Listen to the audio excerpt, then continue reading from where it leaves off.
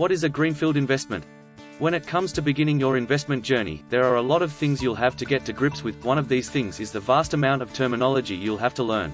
Greenfield investments, often just referred to as greenfields, are a form of foreign direct investment, which is abbreviated to FDI, which is where a company creates a subsidiary in a country different from where the parent company is based, starting all over again from scratch. The name for this type of investment comes from the fact that the new subsidiary is being built from the ground up, and is compared to the plowing and prepping of a new field on a farm. These foreign direct investments are usually done by multinational companies and provide the highest degree of control for the company that sponsors them. FDI can also come in the form of a company purchasing a controlling stake in a company that is in a foreign country. However, this acquisition process can lead to a lot of complications and difficulties, and regulations often mean that this takes a lot longer to complete. Since companies will often have little to no control over any of the processes that the company does, including things such as production, staff training, sales, and quality control. Advantages and disadvantages of greenfield investments. These sorts of projects tend to occur in developing countries, and lure in potential investors by offering them deals, with things such as big tax breaks, alongside subsidies and other incentives, in order for them to begin a greenfield project in that country. Often the country that the greenfield project is in will provide the company with financial incentives and tax breaks. The construction and development of the subsidiary company is completed to the standards and expectations of the parent company.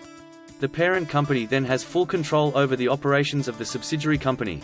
Planning a greenfield project like this is extremely time-consuming, and even the research process is complex.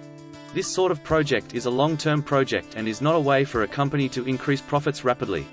Perhaps the biggest disadvantage of a project like this is that it all entirely depends on the relationship between the company and the country the subsidiary company is located in, especially if that country is suffering from political instability, which means that any event or action can lead the parent company to cease its development with immediate effect.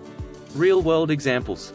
There are so many real-world examples of greenfield investments to choose from, but one of the most prolific ones in recent years has been Toyota's Greenfield project in Mexico, which saw the construction of a new manufacturing plant, with the aim being to employ 3,000 workers, and to produce up to 300,000 new vehicles a year.